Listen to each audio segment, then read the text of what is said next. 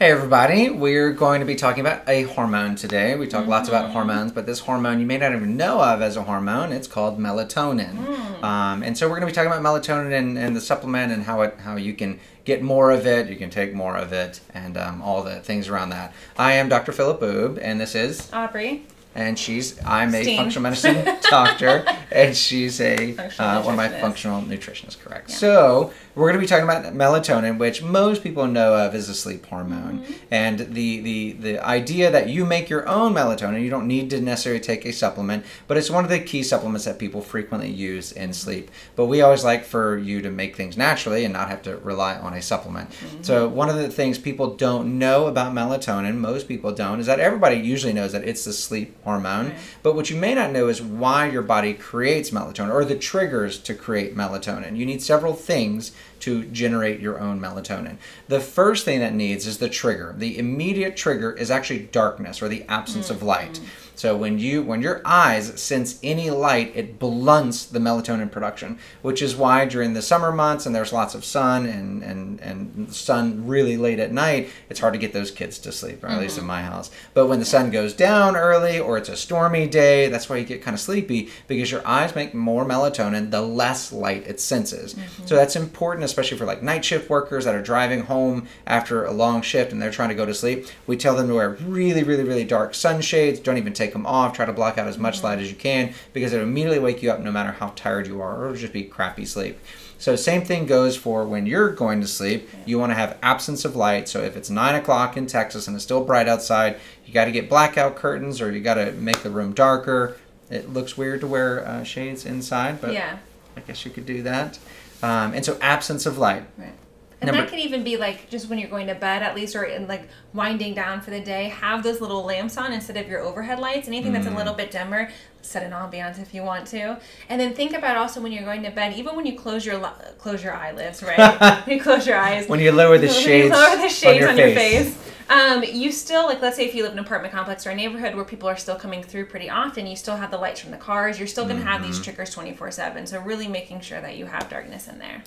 Televisions, iPhones, or Androids, whatever your preference is. But yeah, the devices. So if you're someone that struggles with sleep, of course you can reach for melatonin. But number one thing is you need darkness. You need absence of light. And so you can wear blue blockers that improve sleep quality. But melatonin is really almost any light at all. So turn the devices off. Read a regular book. If you are going to use a Kindle, try to get one that's not backlit, or at least very dim backlit. A lot of the new Kindles nowadays actually have lights, like an iPad, right? So you want one of those old school ones with the magnets. Those things are so cool. So of course that's the way to naturally produce melatonin, or that's the trigger to it. But in order to produce melatonin comes from the brain.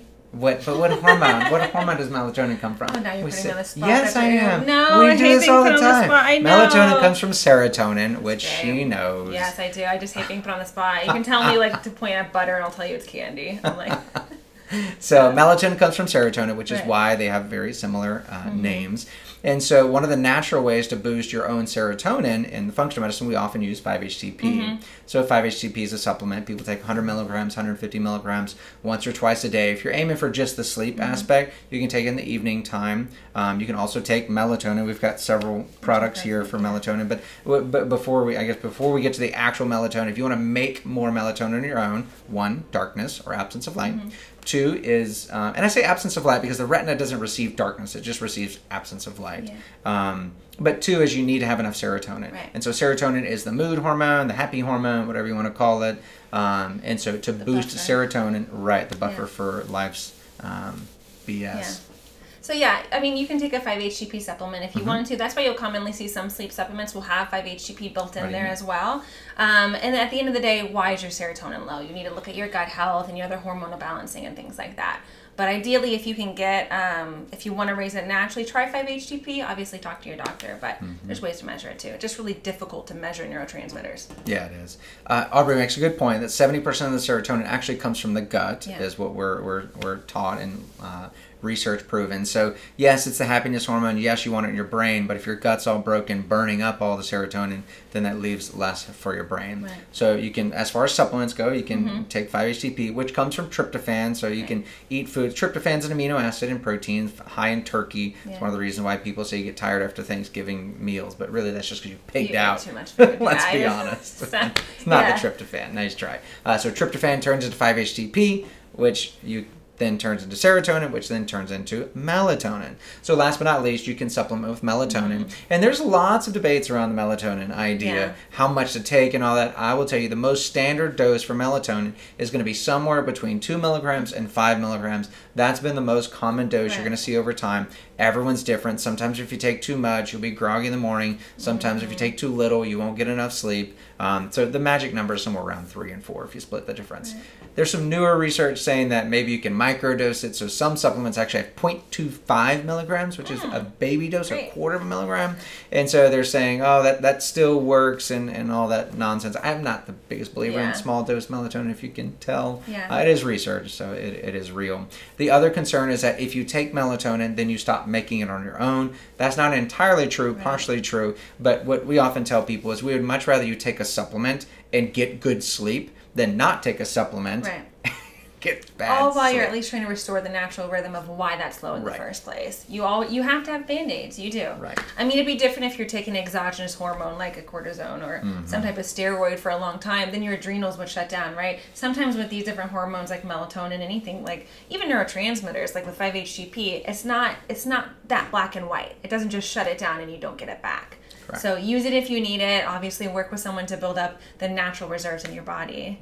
But so which versions do we have? You brought we have a few. So the one that we're going to use first and foremost is, so if you have people who want to titrate, who need to start with a little bit lower, we have a pump one by Quicksilver. It's 1 milligram. That way you can go up to 2, 3, whatever you need, but it starts at the lowest dose. Really easy liposomal underneath the tongue.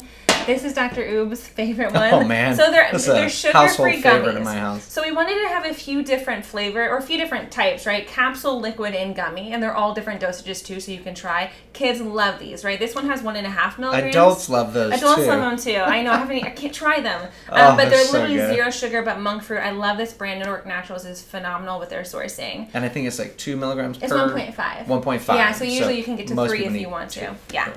And you won't mind eating 2 of those, trust me. No, they're like candy. Just give them to your kids; they'll knock out, right? Yeah, guilty. They're easy.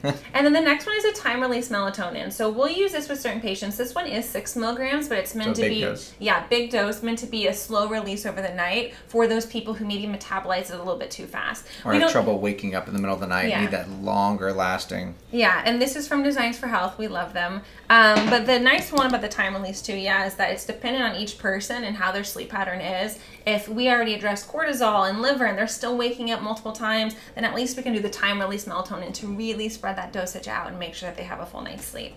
So all of those are available on our online store if you need any of them. Yes. The other thing I wanted to go back to, Aubree had mentioned rhythm.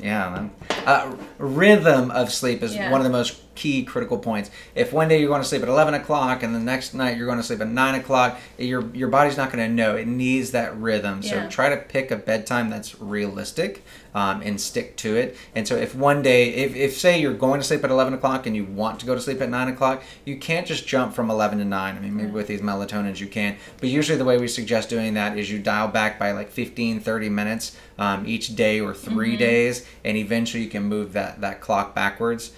So don't try to shift your schedule too much because then your body just can't figure it out. Yeah, consistency and rhythm is more important than duration some point. If you're like, well, I'm just going to sleep 12 hours, but even earlier or later the next day, your body doesn't recover in the same way. It's different. We often say sleep like a bat. It's dark and cool in their cave, and they sleep really well apparently. So sleep like a bat. Yeah. All right, there we could talk for ages about sleep, but we'll cut it off there. Hope you guys enjoyed this video. Like, subscribe to our channel so you can see our other updates and things. Bye, guys.